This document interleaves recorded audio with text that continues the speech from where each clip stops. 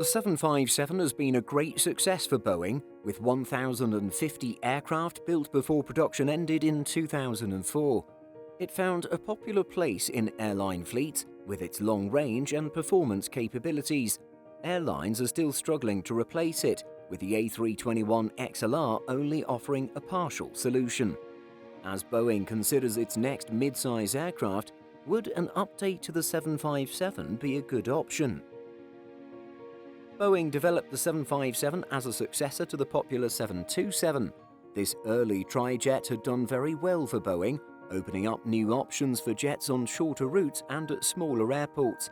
As a successor, airlines wanted additional capacity and the efficiency of two engines. The 757 was launched to meet this desire. Boeing was already working on the larger wide-body 767, and the 757 inherited its design, including the two-person cockpit, parts of the interiors, and wing and aerodynamic features. The first 757-200 entered service with Eastern Airlines on January 1, 1983. The Dash 200 was also developed into a freighter version, launched in 1987 with UPS, and the larger 757-300 entered service in 1999 with European airline Condor. The 757-200 offers a much higher range than other narrow-bodies of 3,915 nautical miles or 7,250 kilometers. It can easily handle US coast-to-coast flights, as well as offering transatlantic narrow-body routes. Later narrow-bodies, such as the 737 MAX, still fail to meet the range of the 757, although the long-range narrow-bodies from Airbus do compete. It's also known for its range and its performance in hot and dry and high-altitude environments. With a higher thrust-to-weight ratio, it can operate from shorter runways with a lower takeoff speed and spectacular climb performance.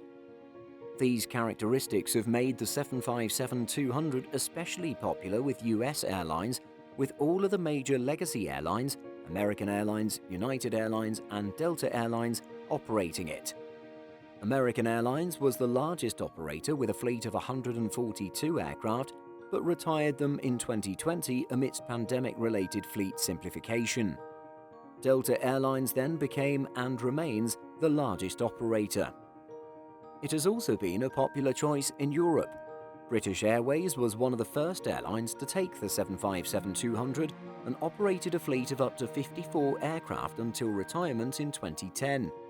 A relaunch of the 757 could prove to be an excellent move. If the range can be increased, the higher capacity and ability to operate at smaller airports could ensure solid sales. Production of the 757 ended in 2004, and Boeing delivered the final aircraft in November 2005 to Shanghai Airlines, the 1,050th 757 built. However, the slowdown after 9/11 significantly reduced demand, and airline interest moved to smaller narrow-bodies. This left Boeing with a direct replacement option for the 757, much as it still remains today. The 737 MAX offers neither the range nor the hot and short field performance of the 757, although it does improve efficiency. Boeing did consider revising the 757 a couple of times after this, but never saw the business case for this. Several reasons were cited, including the limited demand for that aircraft range and the high cost of 757 productions. Boeing Vice President Randy Tinseth said of the 757, "That airplane had a very unique production system. It was relatively expensive to build compared to the 737. Boeing knew it needed a new offering in the mid-size aircraft market, but redeveloping the 757 was not the choice. Instead, it planned a new clean sheet design, referred to as the NMA or New Mid-Size Airplane, or sometimes the 797. This was seen as a new design, a replacement for the 757. Several airlines expressed interest in a new aircraft, and it was a big part of discussions at the Paris Air Show in 2015.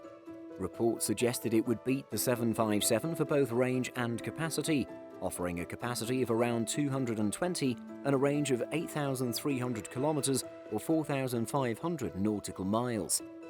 However, Boeing never launched the project despite interest from key customers, including United Airlines and Delta. And in 2020, Boeing's new CEO decided to take the plans back to the drawing board. Several factors contributed to dropping the NMA plans. Boeing was facing ongoing issues with the 737 MAX, taking time and money away from other projects. The launch of the A321XLR also stirred things up.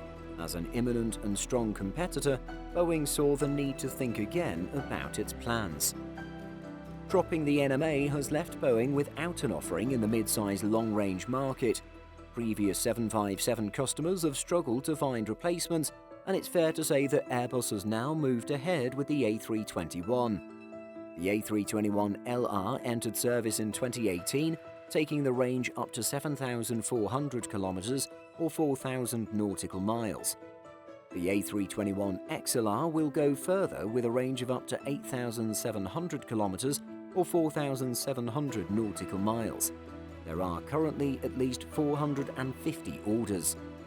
The largest orders are from American Airlines and United Airlines, with 50 aircraft each. Both airlines have been 757 fans, of course.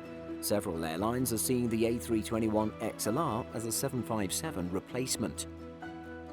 This leaves Boeing several options for what to do next.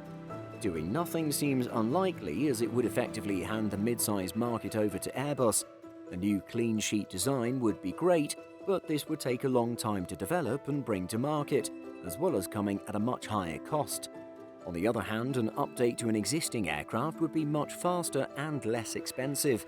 It would also enable commonality with earlier models. An update to the 757 could be based on the 757-200 or the longer, higher capacity 757-300. It's unlikely that Boeing would lower the capacity and return to the 757-100 variant proposed at launch. The 757-200 was the much more popular aircraft, but with updates and a longer range, the 757-300 could succeed this time. The most important upgrade to the 757 would be new engines.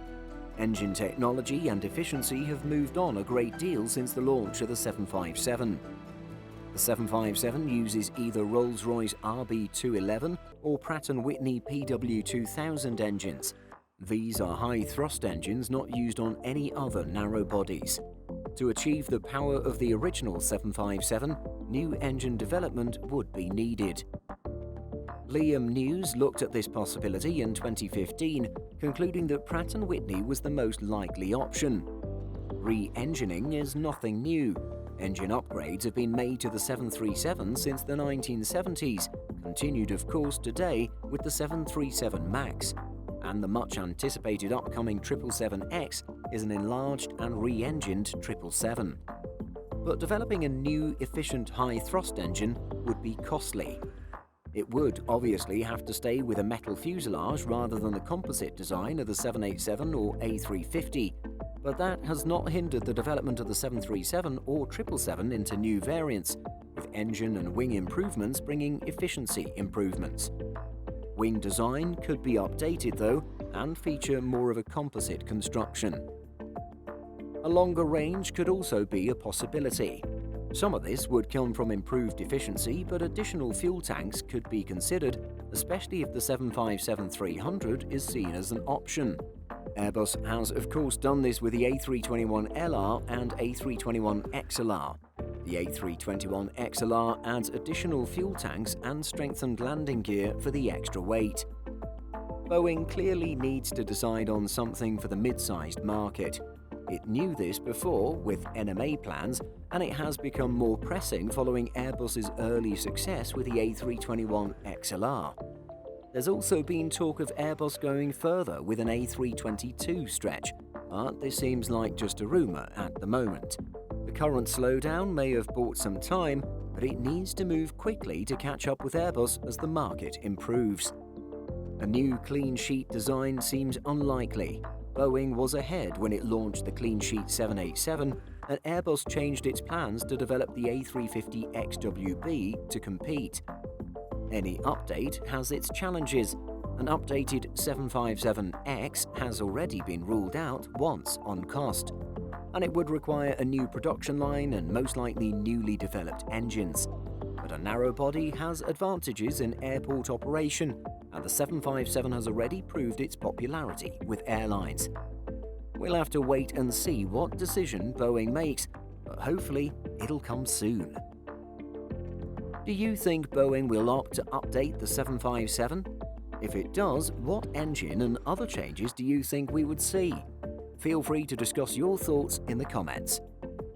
In addition to our daily YouTube videos, Simple Flying publishes over 150 articles and a podcast every week. If you're looking for the latest aviation news and insights, visit simpleflying.com. Thanks for watching, and don't forget to like and subscribe.